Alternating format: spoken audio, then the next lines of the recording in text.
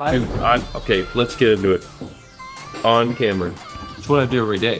When I'm writing, I'm listening to the same 8 bars over and over and over as I'm working on them until I get them right and then move to the next 8 bars. I worked with the director once and said, please don't put clarinet in this score. I hate clarinet. Who hurt you with the clarinet? And music is a reflection of life. My 27-year-old self gets Nirvana better than my 51. Why do you and I love puzzles and Legos so much? I get to create something, but I don't have to come up with it. Blake won a night coffee. Night coffee. That's delicious. That's the one.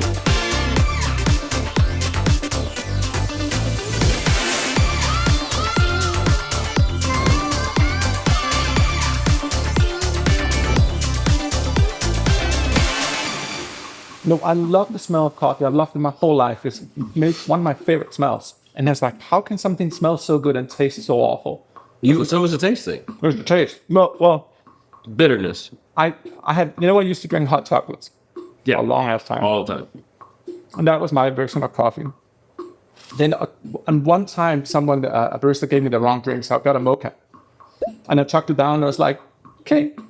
Something has changed. So I was into mochas for 6 months, and then I switched to lattes.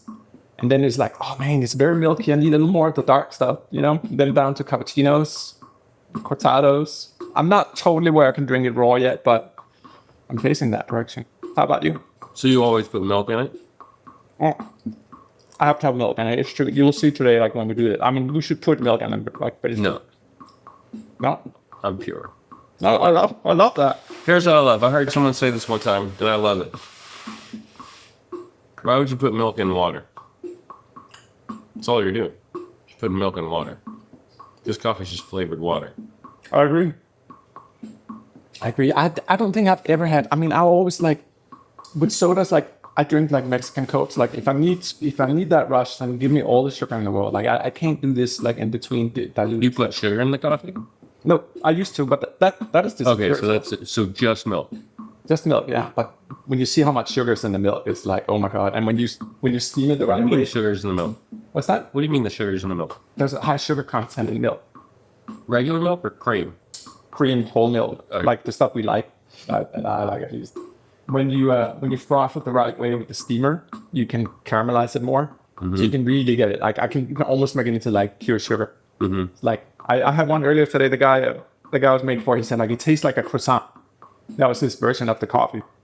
All right, we'll see that. I want to see you froth it. I want to see you froth it. Did you get some of those new milks? No, I actually got, because I was like, what if we don't get full? I know we can't eat 2 pieces because we didn't do that last time. I love how we're eating it from each our end, in perfect arrow. We're just matching each other. Yeah, exactly. What have you been up to for 3 weeks? So I've finalized all our designs for our new advanced sample editor, which lives inside of Soundpaint. I mean, it's only Sound. I can only answer something because I've done nothing else but that. Then I finalized. I want to show you something a little bit later. All our 4.0 filter stuff. So we're releasing that soon with all the synthesizers. Almost got done with the ARC 2600. Spent 2-3 hours with it every day. Usually, that machine, dude, is. I think I found my instruments. More than the one before than the CS80. Yeah, really. It's that one because I played it last night for 30 minutes straight, without any breaks, without even touching my key. You just sit and just oscillator. Yeah, you can play melodies with the oscillators. It's just different kind of. But it is so raw, and it feels like I'm playing with real electricity. Where did you get it? Our lovely synth Dr. Ryan, the guy who brought the CS80, has it. Borrowing? Yeah, he has 3 of them. So that's his favorite, that one. But that's sounding one. It's. And that's an original. Yeah. ARC 2600. There's a couple of different generations, but this is the sweetest sounding one. Yeah. It's so raw. Did you give any more thought to our library? Many more thoughts. Yeah? When do you want to get started on that?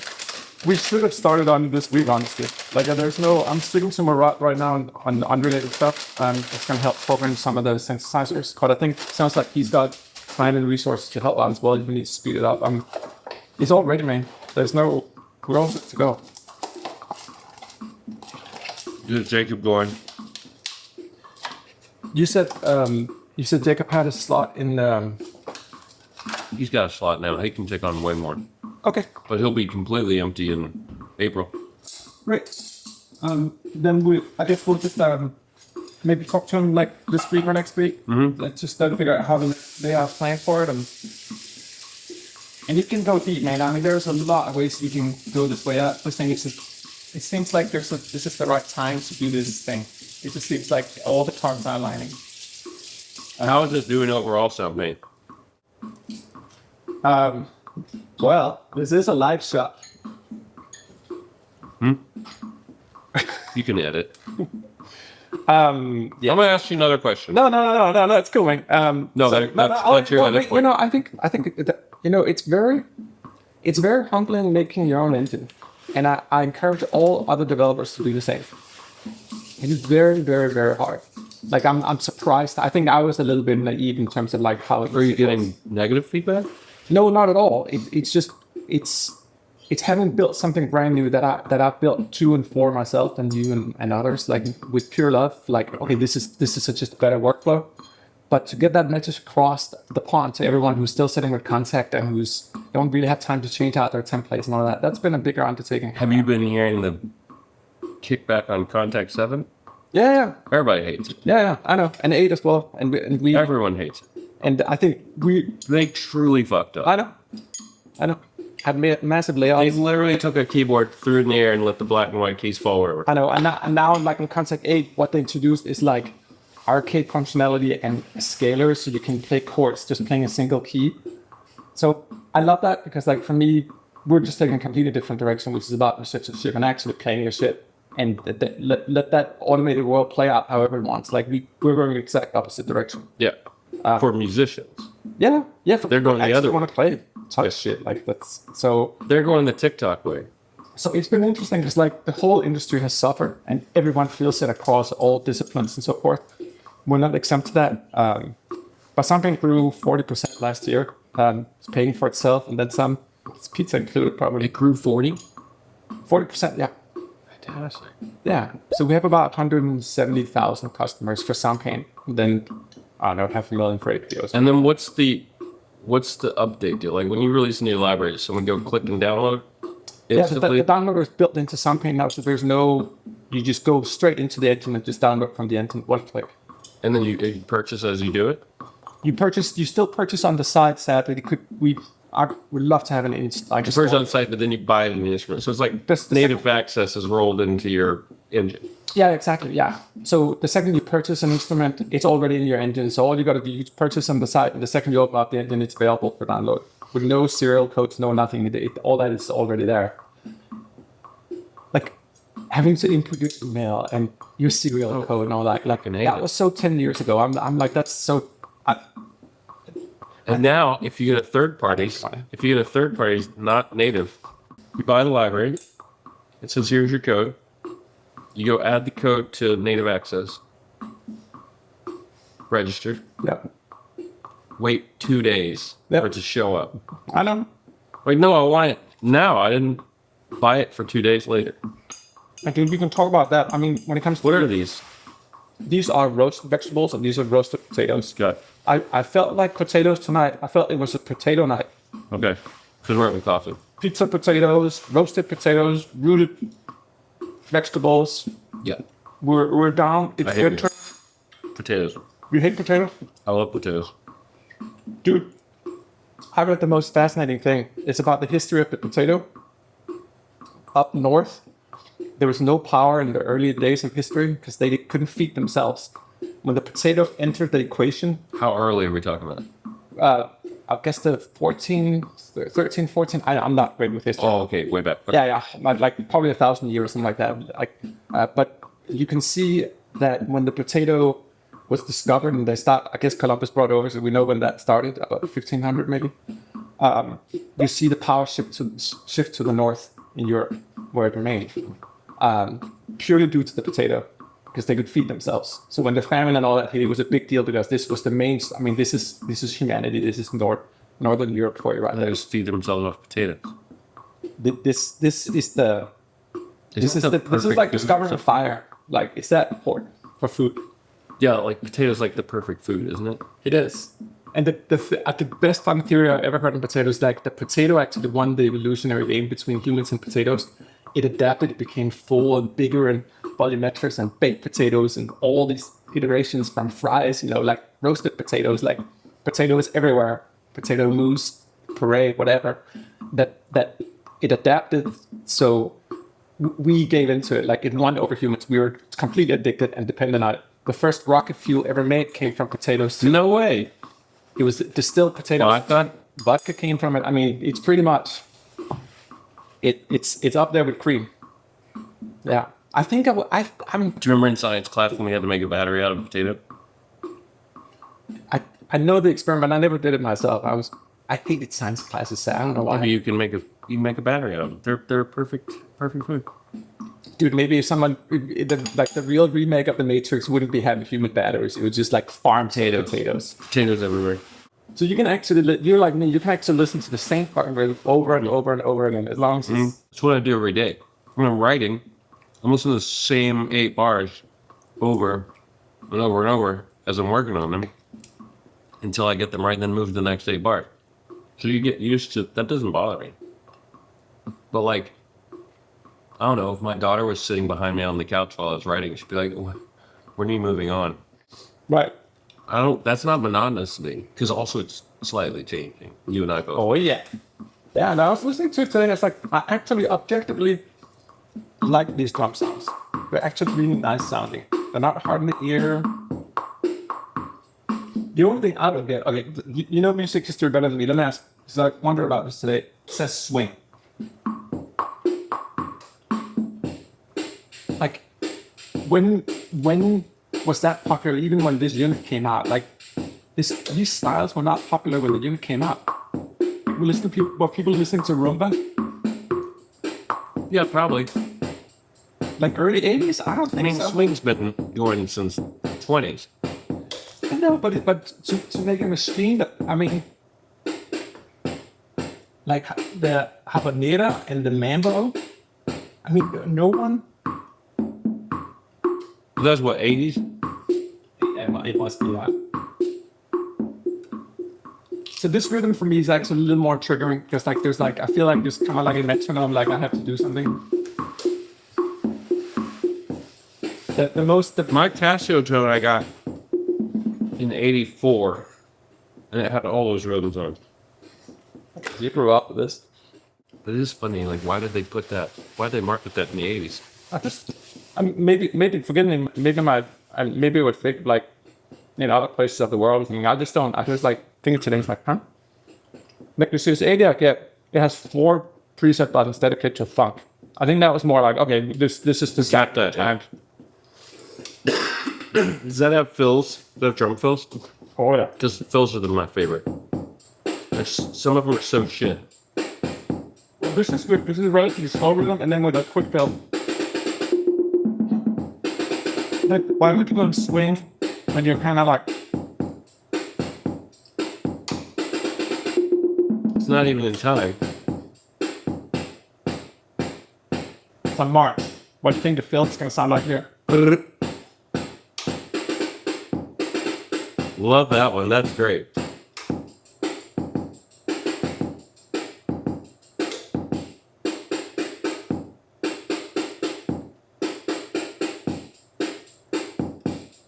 I like the exciting one more.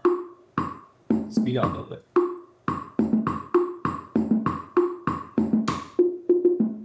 I love that. That's great. Just a little tone fill. So okay, so this is almost reggaeton to me. Down, down, down, down, right? This is almost modern. Now slow it down like by 10 maybe. A little bit more. A little bit more. Is that almost reggae? Yeah. Yeah, that's some heavy dub, right? Dang. But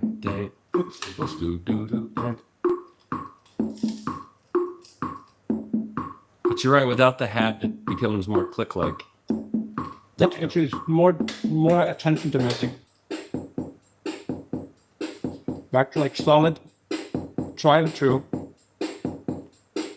Isn't that the first rhythm anyone breaks in from, by the way?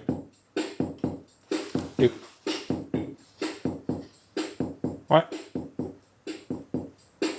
Maybe second, because you do boom. You would never learn that right after that. Like you can't just go and swing all of a sudden. What happened to swing? I think it's one of my favorite styles, and it faded out in the 90s maybe or something. I don't hear a lot of swing today.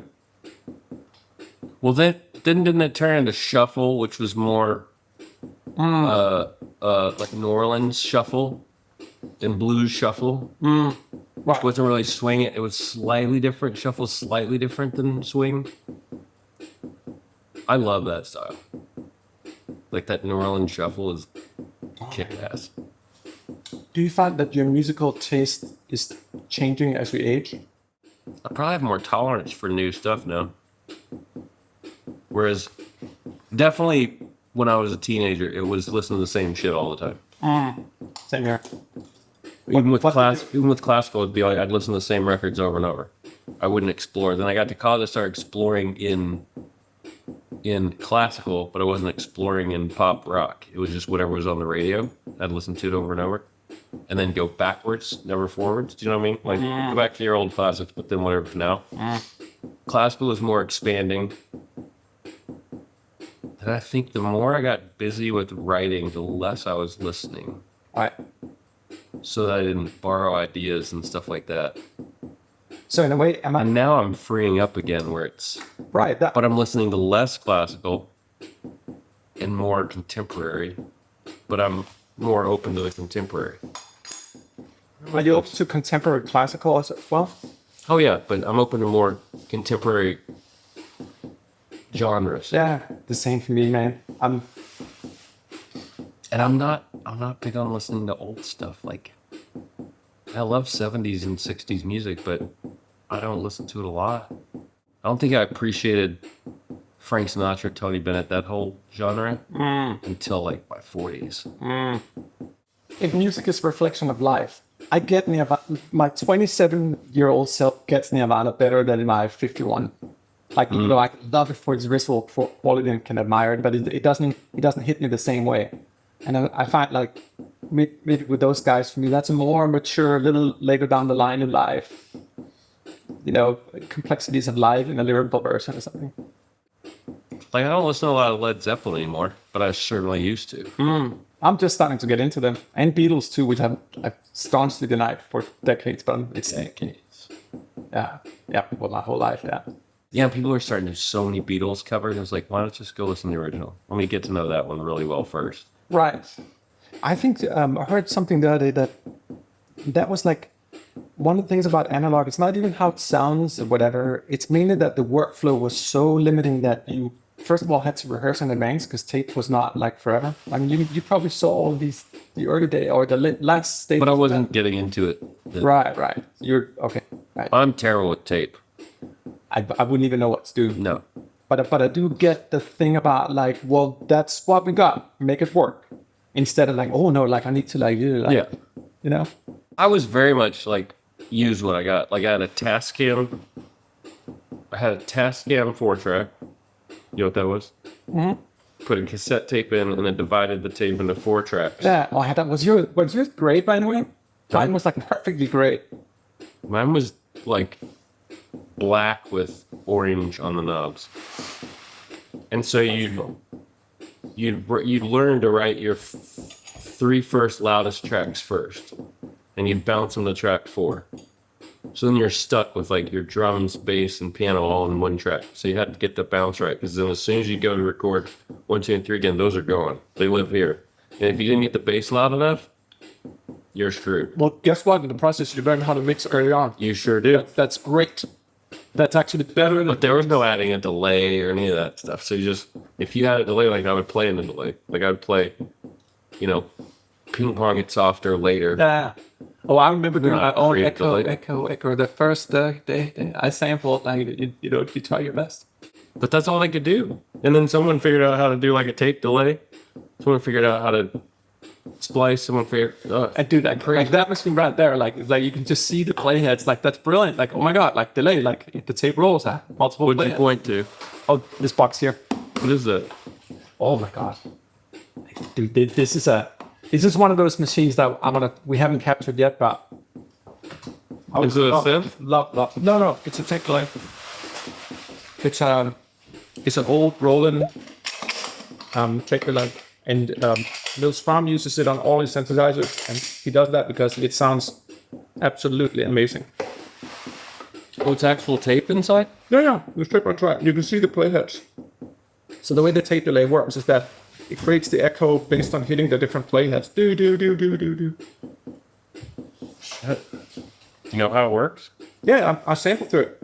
I have a bunch of stuff in Soundpaint that I sampled through it because I love the way the tape delays are the best because the way they degrade the signal is just so musically delicious. Is it recorded or no? It was recorded. Oh. Maybe I haven't done this, but some people that aim through it will touch the tape as well. To wobble it? Yeah, exactly. So dude, this machine sounds amazing. It has a plate reverb built into it as well, and then you can choose how many playheads you want. So how aggressive. And can you choose tempo? Yeah, it's analog, so you so the speed when you speed it faster, it hits the playhead faster. Mm-hmm. It's what a great invention. Sounds like, how do we make a delay? Oh, this one take through multiple recording stages. So it's recording it and playing back. Yeah. And then just continues. Yeah. Or does it free up? So it's a very small tape. Yeah, you can make it longer. Some people like custom and make it longer. So if you want a 1 minute loop, you just put a 1 minute stream of tape in there. I've always just had it the same, whatever. This de facto standard. Which is how long? Like 20 seconds? Yeah, probably something like that. I actually don't know how long. And then you hear it start over. Mm-hmm. Well, it's not necessarily, for shorter ones, it could be a lot faster than 20 seconds. But it's mainly, for me, the way analog degrades the signal. It goes for the sentence as well. It's more musical, and I think it's because it's more real. What creates longevity in music for you? Oh, I don't know. I think I gave up on the idea of trying to create something that lasts a long time, because how do you know?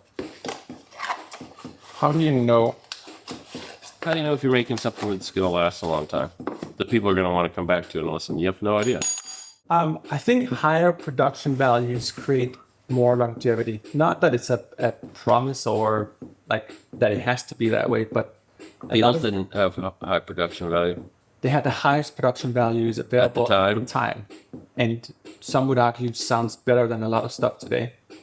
For example, this is before the day and age of compressors. Some film scores these days have the highest production standards. I'm not going to listen to them again. No, but they hit you right. I think I'm only arguing. I see your point, but I'm only arguing. If you look at let's take more look at all Quincy Jones productions. What they have like that in common? I want to say arguably soundtracks as well. The really good ones were really well recorded as well. Mm-hmm. And even if you go to electronic scores, they were using analog. They were recorded well as well. It's not a guarantee, but I think there's a connection between higher production values and longevity. So it's the same with clothes. You can go to the Gap, and you're going to go back to the Gap in 2 years because the shirt's going to fall apart. Yeah. Or you can go to John Varvatos, and that shirt's going to last for 10 years. Yeah. Yeah. It's just higher production value. You're right. But that applies to music, you think?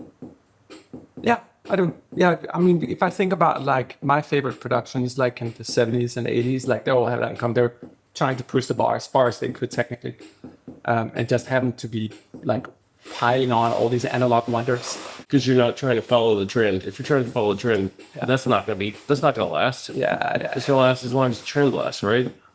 Musical typecasting. I have to say, even though we're members of the Grammys, but from my own, when I saw the Grammys recently, I was this is becoming more and more about the person, what they're wearing, and a bunch of other things that are beautiful in their own right. They only gave out 8 awards. Right. Yeah, well, that's the one for mainstream, right? And then 500 other ones in the Yeah, but on the show, they just gave out 8 awards, and everything else was about the glamour and and the presentations and the jokes. Yeah. I sort of think it's that's sort of the downfall of music in a commercial sense, because like then it just becomes about that, and that's fine. But for me, it doesn't make the better music. But I guess music in a way, maybe it's changing its face as well. It's like, well, music is just a part of a lot of, just like it's a part of a movie. It doesn't have, maybe it's not necessarily this standalone thing so much anymore. But longevity, It still has to be standalone.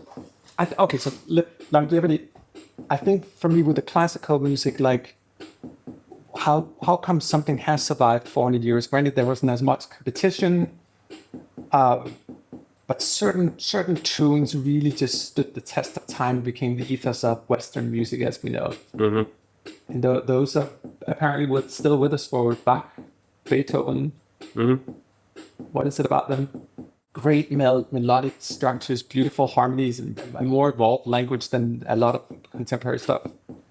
Yeah, and the same guys wrote stuff that no one plays anymore. Right. The same people with the same structure, Right. same melodic abilities, Right. Stuff that's just like, nah. Maybe because someone had already done. No, I'm saying like, there's a reason why you know Beethoven's 5th and 9th and 7th, but no one knows his 2nd. Same structure, same talent. Not because it was early. 8 isn't as known as 9, you know? Interesting. Right. It is interesting. But I hear you on the longevity. I mean, for me, like, I thought about the You idea. worried about longevity? Not personally, not at all. I mean, I think No, for things you create. I'm more like, so I'm doing the Arc 26 right now, and for me, I'm sitting in front of it, and I'm with the deepest realization that this instrument is a lot more competent than I am, and it's my humble journey as a soundsmith or something to try to understand it in the best way and present it in the most beautiful way I can, to the degree that I don't have a desire to turn it on anymore once I'm done with that process. So I try to really, really go as deep as I can until like I feel. Is that how you go with CS80? That's certainly how it went with the CS80. Yeah. You kind of were done with it. Well, I mean, I thought I was done with the Jupiter, and we just went back and we recorded twice as much material on it because I was like, I didn't nail it. So yeah, that's okay. It's also so, I mean, I think this is a particular Sanjian thing that you can go in and say, oh, we recorded saxophone, or oh, we nailed a synthesizer or a violin. It's like violin, gypsy style, disco, folk music, fiddling. I don't know. You know this so much better than me. I don't think you can out-sample an instrument. No. Like take saxophone, for instance. You sampled the shit out of it, but probably only one way to play it. That's what you're saying about exactly. Same instrument, you can play a whole different style, slightly more of a honk, slightly more tenuto, slightly more, slides between the notes. You're right. I mean, but you nailed it for one style. We were having a discussion was like, we can't do crazy sax stuff, like that kind of stuff, and it's super popular right now. So I was like, we got to record that, because like whenever I try with the stuff we had, it's like super polite. It's great for smooth jazz, but it ain't that. So you're right. Like it's and strings. I mean, this is your specialty. They're the most humbling instrument to work with, all of them, and guitars as well. Those two. Just strumming. The fact that instrument works in everything. It works in classical. It works in film scores. It works behind a band. It works in a big band. It works just 4 of them or 40 of them. It just fucking works. Why? Why that instrument? Caviar.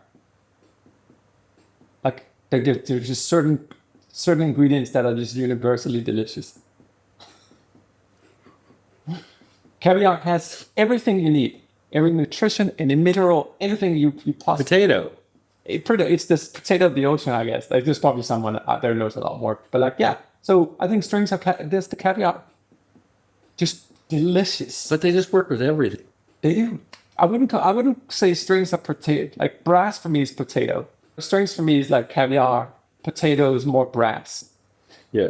But brass doesn't work in everything. Right. Strings works in everything. What do you think?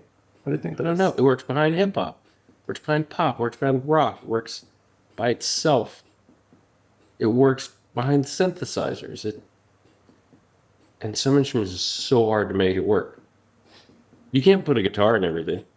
You know what I mean? People try, especially guitar players. Oh, John Williams' Artificial Intelligence. There's like one little segment where you like... The guitar? Yeah. Well, you know what I mean? Like, right, it sticks out too much. Strings are just bland. They sit in the back. They're tasty. Right. And So many different ways. Oh my God. So what made strings timeless? Like what is that? What is that universal quality that stood the test of time? And granted, the instrument was refined, but I think most would argue that it was refined to the degree it actually stopped. That we may be in the presence of just pure perfect instruments. Well, like the piano. Like the piano. Yeah. Speaking of the piano technician who tunes my pianos, and he said it was 1940 something. Steinway built this piano. Oh, it was in a piano museum, and the curator was telling me. It was the 40s, and Steinway built this piano, and they said, the piano cannot be taken any further. There's no more reform, there's no more make it better, there's no sounding better. No matter what, everything after this is modeling, right? So we're not improving, we're just modeling. You're trying to keep the standard. There's got to be that with cars, except for fuel efficiency, which can always get better. Don't you think there's like, you're just kind of building on to what you're not improving cars. They're not more comfortable to ride. We've already hit that threshold. Like, we got the most comfort you could. We got the smoothest ride, the fastest pickup. They're still working on fuel efficiency. And maybe with the piano, like, they got everything down to the action. It was like, on this particular piano, everything, it can't be improved. Now, is that ridiculous? I don't know. But what you're saying about strings is there's a point where it didn't improve anymore. And some of the old ones are better. What was it about that batch of wood in 1500s, whatever it was? What was it? What was it? Like, I mean, it's half fables and tales of mystery built up around. Why is it that thick and not that thick? And not that thick? Why is it shaped like that and not like that? Yeah. I know. Something was perfect about it. Right. And I know when they repair them that the worst repairs done to Stradivarius are the ones that where they stiffened it too much. They were using too big pieces of, like the piece of wood to supply it or carry it were too thick. They destroyed some of the resonance in the wood. So apparently it's a super delicate exercise, like the thinnest things to preserve like the thinness of it. And maybe it's something to do with like the fractalness of it, like we're fringing on something ethereal. Yeah, sax is pretty sturdy instrument. You can drop a sax, no problem. Right. But I mean, we talked about this before, but like I think a lot of it goes back to just wood, like being it is the instrument of music. Guitars, violins. Why are so many instruments so pleasing, and just like, you don't even think about it. It's just like, you don't think like, I'm hearing a piano, I'm hearing strings. You don't really think about it. But there's so many instruments where you're like, I don't really like flute. Harp. No, it works here, but I don't really like harp. You know what I mean? There's so many instruments that are just so instantly pleasing. Some electric guitar sounds are so just like, it's just, And some are like, I hate that. Right. Same instrument. Right. This is beyond my understanding. I think there's like there's probably some like this kind of stuff could be interesting to run through an AI and say like list out all the most popular instruments in the world and try to use reasoning to describe why you think these particular instruments became more popular. That might be interesting. And why do some people hate an instrument? Yeah. Like Sherry Chung, hates oboe. I love oboe. But hey, you love caviar. I'm growing to like caviar. It's just a tasting, but it's wild, right? It is wild. I worked with the director once and said, it's time. I worked with the director once and said, please don't put clarinet in this score. Like, I hate clarinet. Like, who hurt you with the clarinet? That was my first thought. It's like maybe, like, let's say Sherry had someone who had a high pitch that was yelling at her, and maybe maybe our trauma is our, we don't like that. And the tonality. Yeah. Maybe like it reminds them of something bad. Maybe there's an accident or something, and a high pitched sound was there. Who knows? Like, I don't know. I don't love trombones. I don't love them. I mean, for chord and for orchestration, sure. I don't love trombones.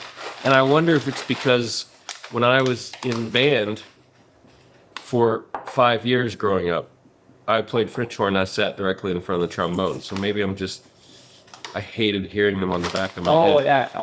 And so now it's like, I can't stand them. But I don't make that connection. I don't hear them and go like, oh, they're so irritating. It's like, I don't like them. Don't you think? I mean, I don't think this pops out of the blue. I mean, I think we all have these. I'm very sensitive to certain sounds, and I'm sure if I did the deep dive in my psychology, I could figure out why.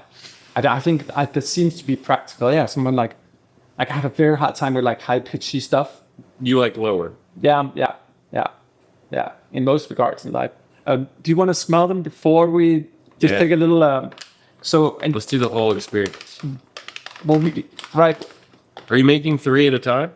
I'll make one at a time, and then I'll do a double shot for us. It will take a few minutes, but just try to tell me which one you want to start with, and then we'll work our way down.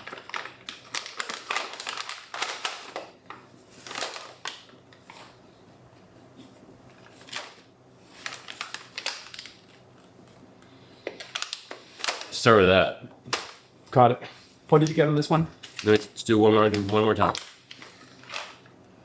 They're very. That just smells so good. I kind of want to end with that. Right. So that's. This has a slight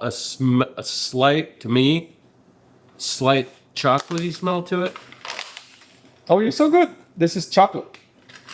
And that has a bit of a fruity smell to it. Is there fruit in it? Maybe like a cranberry or something? You're good. So this one is dark chocolate and raisin. Close to cranberry. Yeah. It's not. Yeah. No, I'm with you on cranberry. I have some things. I definitely smell the dried fruit. That smells chocolatey. What's in that? Baker's chocolate, dried fruit, and hazelnut. Okay. Just for the record, these are not ingredients in them. They're just how they describe like. That just smells like coffee. Yeah, and you're right. We should do that. That's my favorite one. That one. Okay, so I'm so fascinated about that story about like Beethoven counting his coffee beans in the morning. What was that all about? What he did? Yeah, he would pick out 60. What is this? Butterscotch in it? Well, that's what they interpret as. Oh, they didn't put it in. They're just telling the smell. Yeah. This is kind of like wine tasting. They'll try to tell you which. I mean, there's no syrups, no infusions, no synthetics. Analog all the way.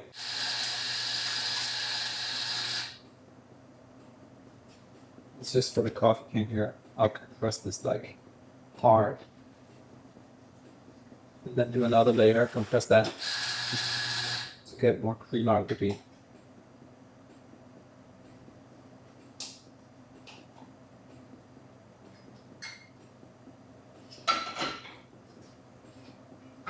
But you said you want to try them without milk. You want them raw, like a man. I'm not saying that.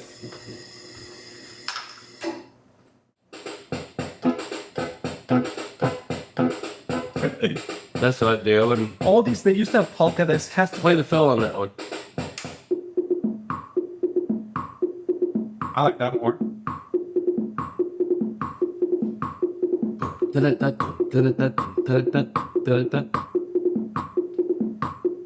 But it's so weird, man. Like when you talk about like the fact you can listen to this, if we can listen over and over and not get tired of a little shitty like analog.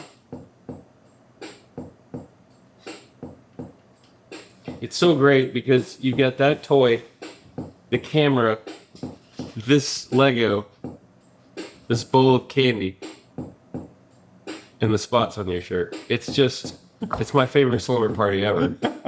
When I left here 3 weeks ago, Liz was like, "What did you guys do?" And I said, "We ate pizza and played with this looper." And she said, "What are you guys, 15?" I said, "Yeah, kind of." That's what it's all about. I mean, I think like between me, because like I'll go work and then I play with this like the R2600, do some puzzles, come back, I make coffee, like that circle of life. Dude, okay, let's get into it. On camera.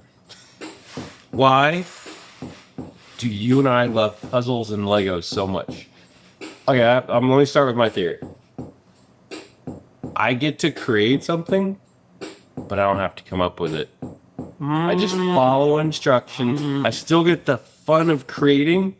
It's going to be something or look at something or like, oh, I did that. But I don't have to physically pull it out of the air and think about it. That's why I can't stand free. I don't free Lego build. You don't have that room with all those Legos in it. I never open those drawers. I have to have instructions. I built that. I'm super proud of it. Some people would be like, that's cheating. I like puzzles because I can look at the picture and I can make it. You know what I mean? I'm so with you. Do you find like, And that's the relaxing part. so it's almost like if imagine music worked that way, that it was like just like I guess reading notation is kind of like that. You're Playing the piano for sure. Yeah, it's like that. Because relaxing, you're having to come up with it. But you still are creating. Like you created this. Yeah. And you spent 2 weeks on it. Yeah. And you didn't get frustrated. There was no deadline. Just whenever you had time, you go do another thing. You get lost in it. Yeah, I have.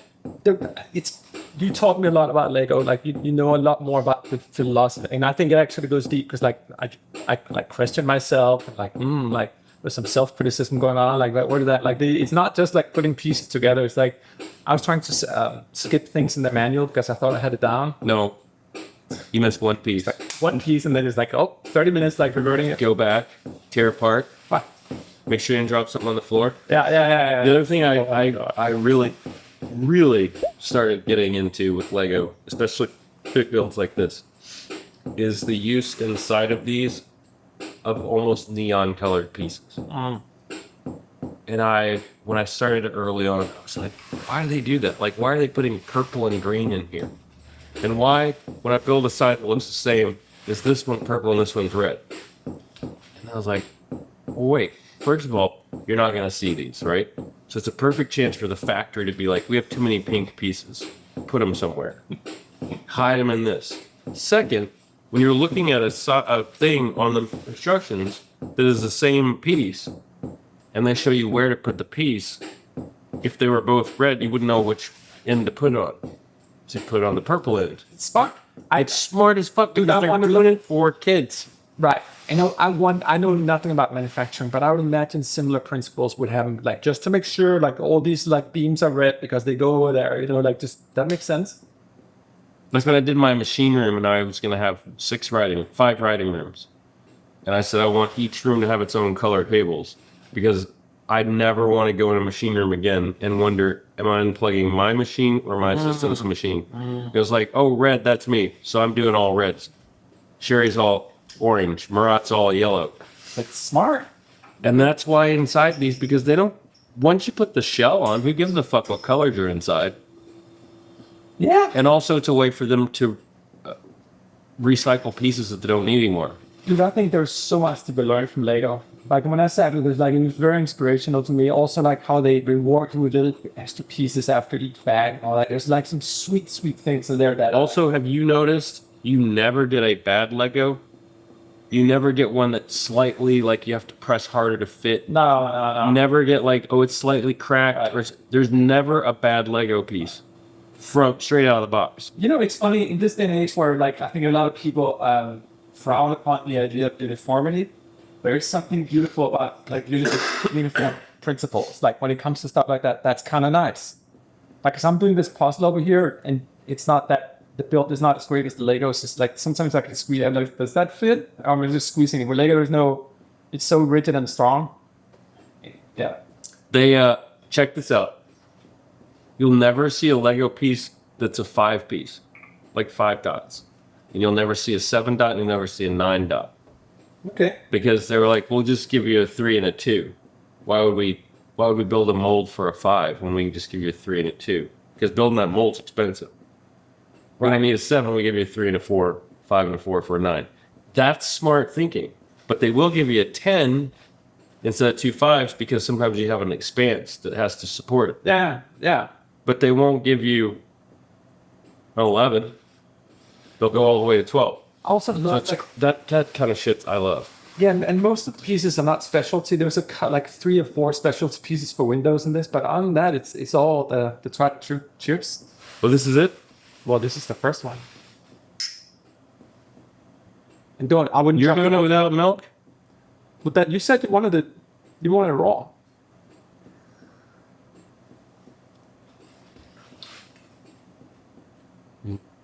That's nice. Very mild. That's nice. Very bitter. But the after. Should I make some milk so we can just try to pour like a little bit of milk in? The aftertaste is fruity. It's good. Yeah. Okay, so you know we have 2 more, right? And when you're done with this is going to equal. It's only 3 shots. I mean, but you're going to be awake for a few hours. Okay. I mean, for Christ's sake, who am I talking to? Like, you were the one who requested night coffee. No, you said, are you okay with night coffee? And I said, yep. Uh-huh. To which I say, like, oh, you requested it. Uh-huh. So check this out. You'll notice that this is like a cookie, almost. Oh, wow.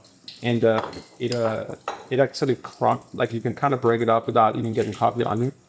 Wow. That's because it compacts so hard? Yeah, because you should really, really compress it. Like ideally you want your espressos to look like this. It means that the flavor extraction was. Don't put that in the drain. Coffee? Yeah, put it in the trash. What? The coffee clogs the drain so fast. Oh, really? I'm not kidding. That's good to know. I was putting my like the first. I was emptying my coffee grains in the garbage disposal. Sink kept clogging up. My plumber came over. He goes, "Do you put coffee grinds in here?" I go, "Yeah." He goes, "Don't ever do that." Really? Number one thing to stop up a sink. Okay. Well, Trash. yeah, I mean it's right there. Yeah. Just saving you a plumber. Thank you. Welcome. That was delicious. Well, that was the first out of.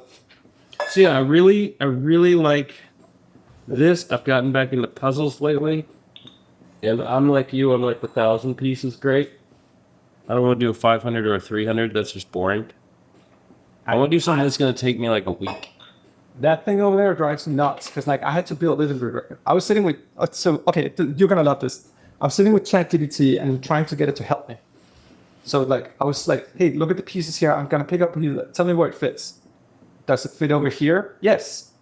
It never fit where it was supposed to. What I realized in an ongoing thought I've had is like one of the problems with the AIs is that they are built to please their user.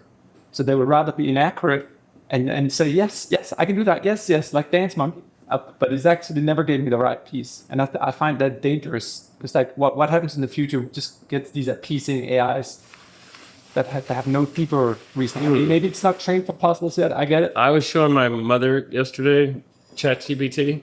We were playing a board game. They were in town for the weekend.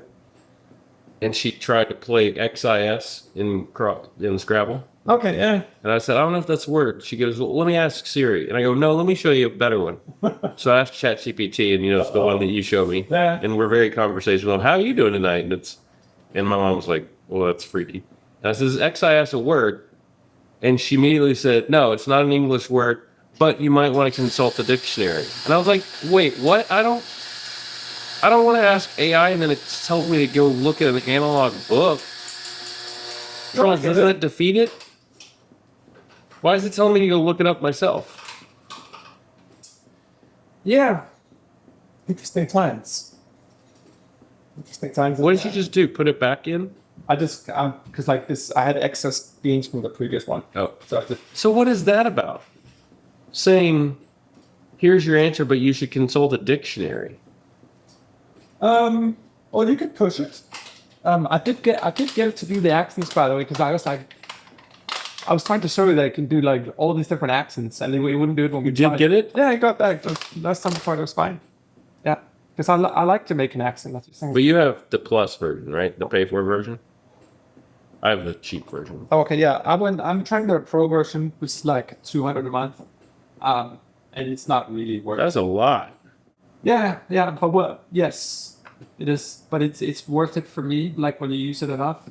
But the other ones, yesterday there was a massive breakthrough from one of the other ones. Now that one's better. I mean, it's every 2 weeks.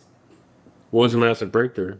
It's something called Anthropic. Has another AI called Claude. Just better reasoning, like higher levels at all the test benchmarks, and a lot like about 30% better. But this is happening every 2-3 weeks now. They're king in town. Billions invested. Like oh. You didn't last long. Next. Yeah. Shit. It's I've never seen anything, and I don't think I ever will. Right. Yeah, some artists are. Hey, can I share something just before we go? Yeah. It took me I'm a little bit proud. You see how thick it is? Yeah. So Is that regular milk? that's regular milk, yeah. But if you froth it the right way, you can kind of make it into like pure cream. You can pour a little bit of mine. You just learned how to do. Oh god, that's delicious. You just learned how to do this? No, it took me 6 months actually to learn to froth milk.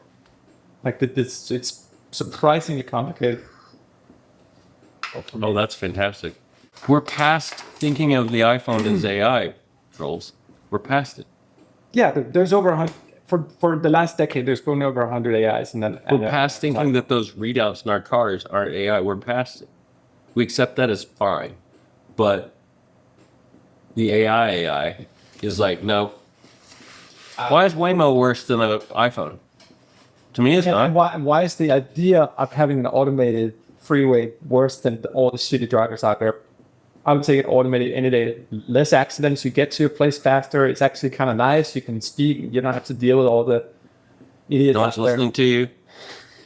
That helps. But though I find like for me, I made a promise to I want to become a better listener as I get older. It's like it's a lot more interesting to listen. No one listening in the car. No, You can talk on the phone in the it Waymo. just inspired me what you said. Just this notion of listening. More than talking. Yeah. And when talking, if I could deliver my message with fewer words, I would love that. So I think I'm gonna start speaking slower and think before I speak, and really try to like. I'm spending your time what comes out of my mouth. What if you could have a conversation? What if you could evolve to have a conversation where you just listen to the whole thing, and then you say one thought, 1 or 2 sentences.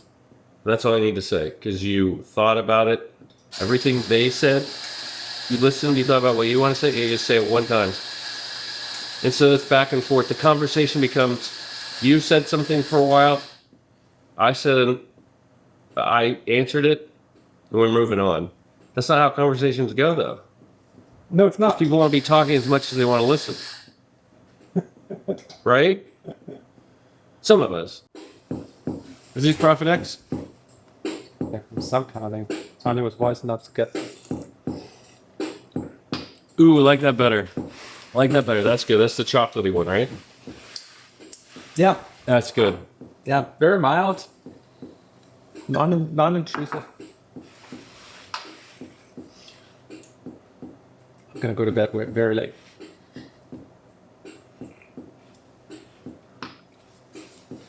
It's very good. It's also the milk, and it's good. You put barely any milk in. Yeah, I mean, I would normally put more in. I would normally like. I think I can take a little more. You want more? Mm-hmm. I think I poured the shot a little too much at the shots on the last one. Mm-hmm. Assuming you don't want a full glass of coffee. No. So what's in your mind these days? When this town's coming back, and whether this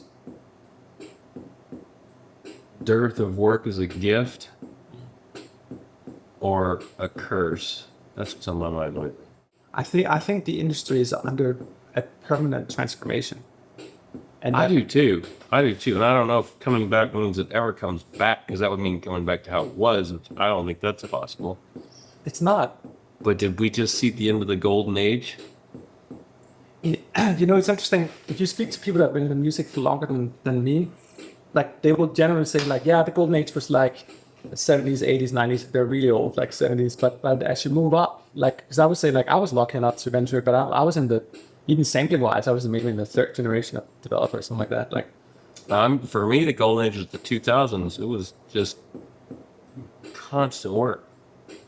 well, if Overflow of content, overflow of channels, of movies, I mean, remember when movies were fighting for opening days because there were like, 5 movies opening on that day. I think what made, like, this is how I see it. Like when I use the Apple Vision Pro, I open Max, there's so much. I open Disney, there's so much. I open my Prime, there's so much. Apple TV, like there's so much stuff, and I'm sure it's all great and amazing. I just think that there's like, I'm drowning in content. And how do I even know? And they know it. Right. They know it. I don't think they're going to drop series anymore in one dump. I think it's all going to go back to the once a week thing. Because then they don't have to make as much. Yeah. Because you're not going to watch a series of 10 in 2 days and be like, where's my content? But dude, it's so like, the deepest respect to Netflix. But when they introduced that paradigm, it was probably also to win market share, because like, if you know your dopamine triggers and you've investigated that well, like as large corporation, all that stuff, like sure, like give them all the sugar they want to get dependent on the service, and then later on you can calm it down. But it's a competitive advantage, I suppose. But I mean, it seems I like just think Netflix is light years ahead of the rest. Like there's no chasing them. It's like if you had a billionaire that said I'm gonna outwealth Elon Musk. It's impossible now. He's right. He's doubling his worth every year. So you can't. He'll be the first trillionaire on the planet. You know, he's more than halfway there. He is. But I just don't think you can chase Netflix. You're putting it in the sink again. Oh shit. Sorry. I don't think anybody can chase Netflix. They're too far ahead. That could be a very dirty expression, by the way. You're putting it in the sink. You're putting it in the sink again. Honey, don't put that in the sink.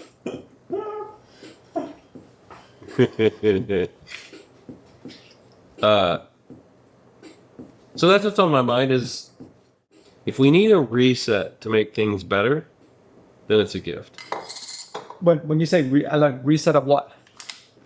I mean, it just feels like there's no pilot season, right? There's no shows are like made to order. Like we want the whole thing, not just one, and then we'll see about the series. But then there's fewer of those. Whereas before, there'd be a pilot season, you'd make 30 pounds and 6 will get picked up. Well, still, 24 of those failed, gave someone work for a month. Gave a lot of people work for a month. So, I don't know what the reset is, but does it mean we're going to do entertainment better? I don't know. That more people will be able to express themselves, and also people that did not have access to the network.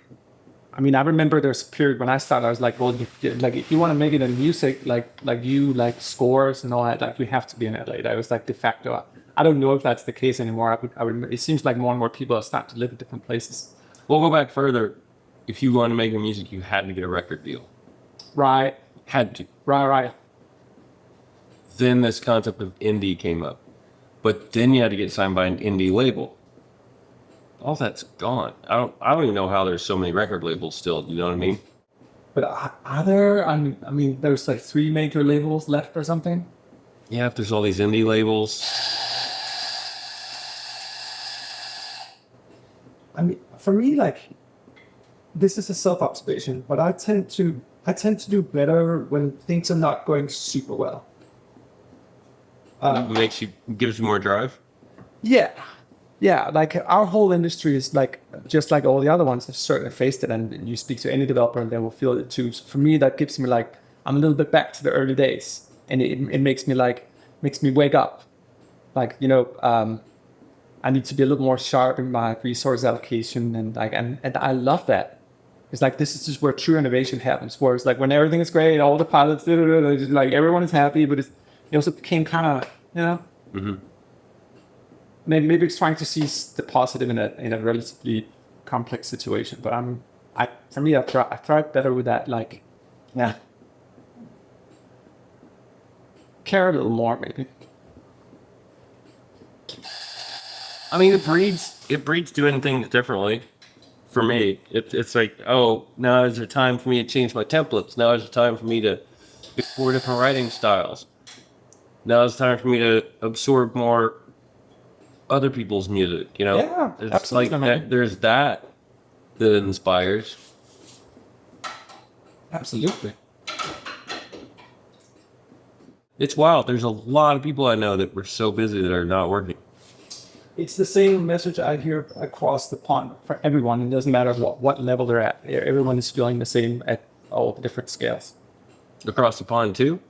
Yeah. This is like universal. I mean, between pandemics and inflations and like people reprioritizing their lives, it was hot to have pelotons in the pandemic because you couldn't do anything else. And sure enough, that stock goes down because people want to be outside. Like a lot of this is like kind of logical. And in our world, AIs and actor strikes and writer strikes and pandemic again and like all that, it all makes sense. Yeah. Like video games used to be the hottest stuff. Like that's my background. Like a lot of developers struggling right now, lots of layoffs in tech as well. Like it's just it's a state of metamorphosis right now. But if you, this is my own belief, forgive me if I'm rambling, but like I think we are at the early part of a new industrial revolution. It's probably what it felt like in the previous one as well. Like, oh my God, what's happening? Like no one knows up and down, like emerging technologies, like Da Vinci makes a crane system that can lift things all of a sudden, like that's, or invents the gear. Massive like steps forward, Yeah. And I think I used to be more about like thinking AI would be a threat both to what we do and what you do. And I don't think that anymore. It's like not at all. If anything, it's like, it's not good enough. It's not really useful, the way it's designed into tools. And like one of the CEOs from one of the AI companies said the other day that people don't want to make music. Like that's kind of painful. Kind of like he just prompted instead. I'm like, dude, like, please keep thinking that way. Really, you make life so much easier for everyone else with that thought. It's like my truth is the exact opposite. Have you ever done ChatGPT to make you a beat? I've tried it. And ChatGPT is good on like standard theory, I guess. Mm-hmm. But other than that, I don't find it that. Like I wish, like I'm trying some new ones to see if they can help us. We're building a bunch of automation tools into Soundpaint, so it's easier to edit instruments, so we can sort of auto edit. That's a great allocation. Great. That's utilitarian. Yeah, Utilitarian AI is fantastic. exactly. It's the generative stuff that's problematic. Right. But I've always thought that. I know. Yeah. We had a talk about it years ago where you were like, how would you use it? I said, I would use it if I use it now, right? It's not AI, but it's quick keys. Anything that speeds a daily routine up. Yeah. It's not generating some kind of IP. Fantastic. Is that hypocritical? No. We do that in everything. That machine right there that you're using. Analog. Yeah, but still, it helps you do something quicker Oh my than God. making a fire. You know what I mean? So, Look at the diversity in our previous shots here. Like how different we look. they did a new milk. Should I do it? Yeah, maybe I should, right? Okay, so it took you 6 months to learn how to froth milk. I'm gonna watch you do it. Do you want to come over and I can explain? Yeah. Yeah, I'm not kidding around with that. So, yeah, I need a little more. All right, let's go. We're gonna see the man froth. So it depends on how you want your milk, of course. Of course. You mind if I move shift side? Let's shift sides. I can see better. So this is like a steam wand. Yep. To be control how much steam you want. I just love steam. Espresso machine was invented when the steam first came out as well. And Italian was frustrated waiting If you for put it. it on the angle. Yeah, the angle is important. You want Very upset. You want to make a whirlwind down it. You're going to see it start whirlwinding. The first 3 seconds, I'm going to inject air into the milk to get it frothy, and then I'm going to go deeper so it doesn't become too like hot. And just deeper to max. And then you start rotating it. Now, shooting a little bit of air, and you can see it kind of grows. And then I go deeper with the one again. Deeper with the one is important. Yeah, depending on how You don't want to leave your wand all the way in though, all the time. No, you don't. You want to take it out and put it back in. Yep. And then you'll... No one likes the one to stay in the whole time. No. That's not how you can. That's just there's air coming out. Yeah. No. So you notice I'm putting my hand down there? That's to feel the temperature. I don't leave my hand on all the time. You gotta use your hands too. Yeah. It's hard to feel the temperature when you keep your hand open under the sun. And a slow turn off. Yeah, that's just something. Is that perfectly frothed milk right there? We'll find out. It looks pretty good to me. Adorable. Yeah, I mean, you tell me, like, I love it. Shouldn't be too thick, but it's certainly shouldn't look be at too that. thin either. Doesn't that look almost like I'm pouring with Look at that. And that's just regular whole milk? This is A2 milk. So it's regular whole milk, but with a slightly different protein structure. It's a little easier in the gut. A2? Yeah. Where do you get that? Like it's everywhere over here. A friend of mine got me onto it. Look at that. It's creamy. All right, and this is your favorite one. This is my favorite one, yeah.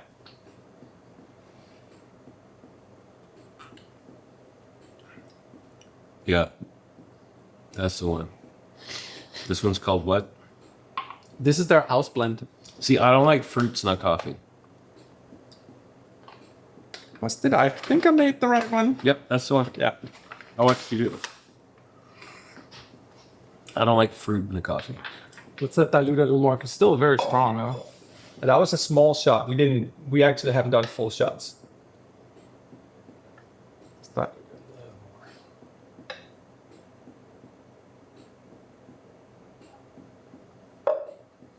are we going to wine country soon? Yeah, I think so. let's go. Well, cheers. There's only 2% left on the camera. This was potato pizza and coffee talk. Night coffee. Thank you. Thank you for sharing all Night coffee. Night coffee. That's delicious. That's the one.